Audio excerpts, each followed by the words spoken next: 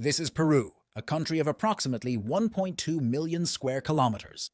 However, it should be said that this is a fairly recent map. To know the whole story of how it came to be what it is now, you'd have to rewind time to approximately 5,000 years BC. Can I steal a few minutes of your time? All right then, let's get started. It's said that Barranca is where America's first civilization originated, about 175 kilometers north of Lima.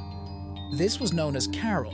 The Carol were engaged in fishing and agriculture in the Super River basins. For the construction of their temples and buildings, they used the chikras technique, which were bags made of plant fiber filled with rocks of different sizes.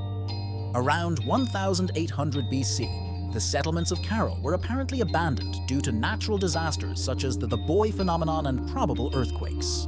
Residents had to evacuate to areas like Sechin and Casma, Guaricoto and Ancash and Cotos in Huánuco, where elements of Carol technology were found. That's why many historians believe that Carol was the focus of Andean civilization. Now I'm going to mention something you've heard in school. After the Archaic period where Carol was, Peruvian history prior to the Spanish conquest is categorized into 3 horizons and 2 intermediates.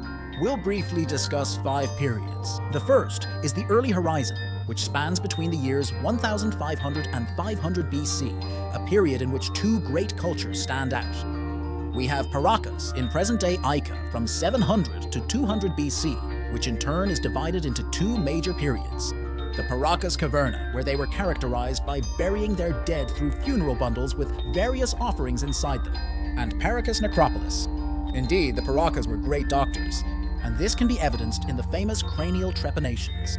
On the other hand, we have the Chavin culture, between 1200 and 300 BC, which expanded from Lambayeque to Palpa in Ica, or also part of the Peruvian highlands. Chavin's ecological discoveries are astounding. The monolithic spear, the Tello obelisk, the Raimondi stela, and the well-known tenon heads. We proceed to the early intermediate period. Between 500 BC and 700 AD on one hand, we have the Nazca culture, again in Ica between 100 and 800 AD. And yes, I know what you're thinking, the famous Nazca lines, whose meaning is still a mystery. The other notable culture of this period was the Moche or Mochica culture, who inhabited today's Trujillo area, extending to Piura. And what did the Moche excel in? Basically in their architecture, given their impressive creations like the Huaca of the sun and the moon. In addition, they are considered the best ceramists of ancient Peru. The famous Huacos portraits are notable among their works. It is known that one of their most notable rulers was the Lord of Tsapan. We then move on to the Middle Horizon. The period from 700 to 1000 AD, marked by significant expansions, featured prominent cultures like Tiahuanaco in the southern Sierra. We'll discuss it further in the History of Bolivia video. And the Wari culture stretching from Lambayeque to Moquegua, including a large part of the central Sierra of Peru. During the horizons, the expansion is always significantly greater. And well, what does the Wari culture stand out for? Many historians claim that it is the first great empire of South America, since its great expansion was due not only to military conquests, but also the assimilation of diverse groups under the Wari culture's religion and governance. Like all great empires, Wari started declining at the end of the 11th century, thus giving way to the late intermediate period. Between 1000 and 1400 AD, in that last intermediate, the Chimu culture stands out, which is believed to be the successor of Mochica due to the similar location, but this time expanding from the Huarmi Valley to Tumbes. The Chimu also stand out in pottery, textiles, and metallurgy. Yes, this is where the famous Tumi come from, as well as in architecture. And this can be corroborated if you visit the amazing city of Chan Chan. Finally, we come to the most anticipated part of the pre-Hispanic history that guides with the late horizon and the very recognized Inca Empire. It's notable as the most significant pre-Columbian empire in South America. It began here, in today's Cusco, with the Quechua civilization. Its origins date back to the founding of the empire by the first Inca, Manco Capac, around the year 1200 with Cusco as the capital. He was succeeded by a series of Incas who expanded the territory. The great expansion began with the 9th Inca Pachacutec between 1438 and 1471, managing to conquer the Canaras in present-day Ecuador. He conquered the Aymara kingdoms in today's Bolivia, Republic of Chile, and Argentina to the south. So now we will need a bigger map. Indeed, this empire ruled territories from Ecuador to northern Argentina today. Pachacutec is considered the first Inca of the Tahuantinsuyo, and from here, the empire was divided into the known four suyos. North lies Chinchilsuyo Center, has Contasuyo and Antisuyo, while Collasuyo is in the south. This empire's decline started post Huayna Capac's death, and the subsequent civil war for power between his two sons, Huáscar and Atahualpa. Unfortunately for the empire, this event coincided with Francisco Pizarro and his Spaniards' arrival, who capitalized on this confusion, allying with numerous communities oppressed by the empire, thus conclusively conquering Peru by strangling Atahualpa in Cajamarca in 1533. Upon its establishment, the Viceroyalty of Peru initially occupied a vast territory covering most of South America. In these, the Viceroy, the King of Spain's personal representative, was the highest authority, the first of whom was Blasco Núñez de Vela. New viceroyalties like River Plate in the south and New Granada in the north were subsequently created. The Viceroyalty of Peru's territory was reduced in the 18th century to this map, with the kings as its capital. That would later become Lima. And meanwhile, what was happening with the indigenous peoples of Peru?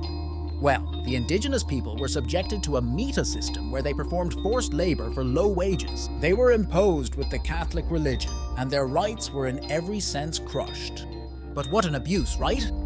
Following centuries of oppression and unpopular measures like the Bourbon reforms, the Viceroyalty's inhabitants were displeased. The unfairness of rights between Spaniards and Peru-born Spaniards' children generated in the Peruvian people a feeling of seeking emancipation, which led to a series of revolts like the one known as Tupac Amaru II. And this feeling of seeking freedom was also reflected in the other viceroyalties, which slowly achieved independence due to certain factors, such as the weakening of the Spanish crown, who at that time was fighting in the Napoleonic Wars. But Peru's independence did not come until 1821, thanks to the support of liberating currents such as that of José de San Martín from the south and Simón Bolívar from the north. The Spanish rule was thus expelled to give way to the First Republic of Peru.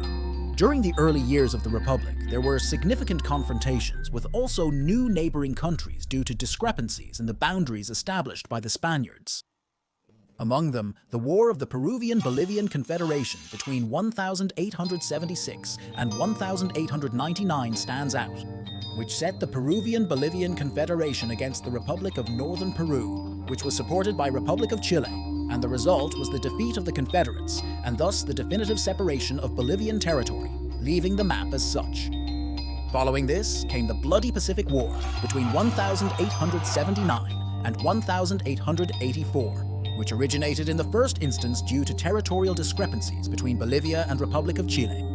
But due to the secret treaty of defensive alliance signed between Bolivia and Peru, the latter also participated after Republic of Chile declared war on it.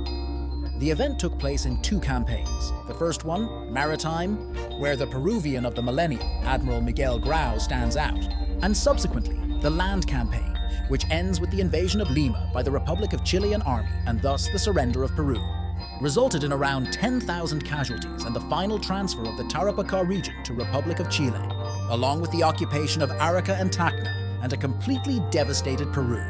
What a damage, isn't it? Tired of Peru losing so much territory? I'm sorry, but there's still more to come.